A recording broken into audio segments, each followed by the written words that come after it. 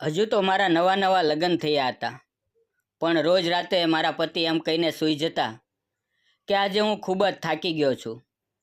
તે રોજ નવું નવું બહાનું બનાવીને સૂઈ જતા. પછી એકવાર મેં તેનો ફોન ચેક કરીને જોયું તો મારી નજર સામે અંધારા આવી ગયા. અને પછી મારા સસરાએ મને કહ્યું કે તારા પતિ ભલે તારું ધ્યાન ન રાખે, પણ હું તારું પૂરેપૂરું ધ્યાન રાખીશ અને તને ખૂબ જ લાડ અને પ્રેમ આપીશ. મિત્રો, વાર્તાની શરૂઆત કરીએ. મારું નામ ચિત્રા છે અને હું ગુજરાતના વલભીપુરમાં રહું છું. મારા લગ્ન 22 વર્ષની ઉંમરે થોડા દિવસ પહેલાં જ થયા છે. લગ્નને લઈને હું ખૂબ જ ખુશ હતી, કારણ કે મને એ વાતની ખબર નહોતી કે ત્યાં ગયા પછી મારી સાથે આવું થશે. મારા પતિનો પરિવાર ખૂબ જ મોટો અને પૈસાદાર હતો. તે ખૂબ જ મોટા જમીનદાર હતા, પણ મારો પતિ કાંઈ કામનો નહોતો. તે સાવ નકામો હતો. લગ્ન પછી જ્યારે હું સાસરે આવી, આજે મારા લગ્નની પહેલી સાંજ હતી. મેં મારી સહેલીઓ પાસેથી અવનવી વાતો સાંભળી હતી કે તે વખતે પતિ સાથે મીઠા મીઠા દર્દનો અનુભવ થશે. તે તને ખૂબ જ આનંદ કરાવશે અને તારા બધા સપના પૂરા થશે. હું મારા બેડ ઉપર બેઠી હતી અને મારા પતિ રૂમમાં આવ્યા અને અમે બંને વાતો કરવા લાગ્યા. લગભગ 30-35 મિનિટ પછી તે બોલ્યા કે આજે મને ખૂબ થાક લાગી ગયો છે, એટલે મને હવે નીંદર આવે છે. એમ કહીને તે સૂવા લાગ્યા. મને પણ એમ હતું કે કદાચ આખા દિવસની દોડધામથી તે થાકી ગયા હશે, એટલા માટે સૂઈ ગયા હશે. પહેલી રાતની મારી બધી મનની તમન્નાઓ અને ઈચ્છાઓ અધૂરી રહી ગઈ, પરંતુ તેની માટે આ રોજનો કાર્યક્રમ થઈ ગયો હતો.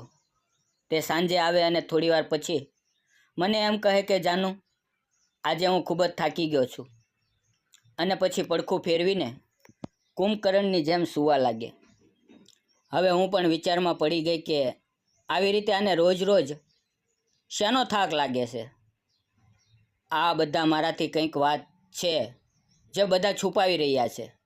પરંતુ એક રાત્રે જ્યારે મારા પતિદેવ ભર નીંદરમાં હતા, એટલે મેં તેનો મોબાઈલ ફોન લીધો અને તેનો લોક ખોલવા માટે પ્રયત્ન કરવા લાગી.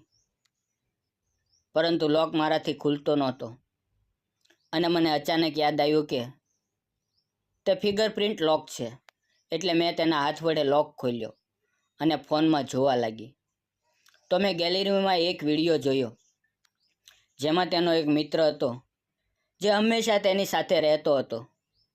વિડીયોમાં તે બંને મિત્રો એકબીજા સાથે ખૂબ જ મોજ મજા કરી રહ્યા હતા. આ જોઈને મારી આંખો સામે અંધારા આવવા લાગ્યા. મને સમજતા વાર ન લાગી કે મારા પતિને ચા કરતાં કોફીમાં વધારે રસ છે, એટલા માટે તે રોજ થાકી ગયો એમ કહે છે.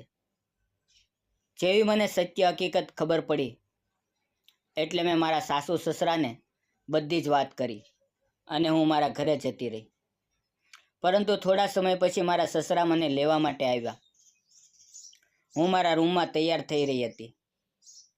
આજે મેં આછા ગુલાબી રંગની સાડી પહેરી હતી અને ચહેરા ઉપર લાલી પાવડર લગાવી રહી હતી.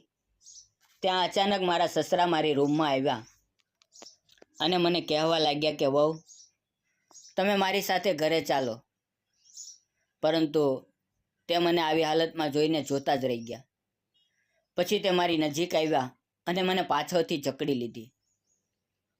તે ખૂબ જ આનંદિત થઈ ગયા હતા અને તેણે મારા કાનમાં કહ્યું કે તમે જરા પણ ચિંતા ન કરશો, હું તમારું દરેક રીતે ધ્યાન રાખીશ અને હું તમને ખૂબ જ આનંદ કરાવીશ.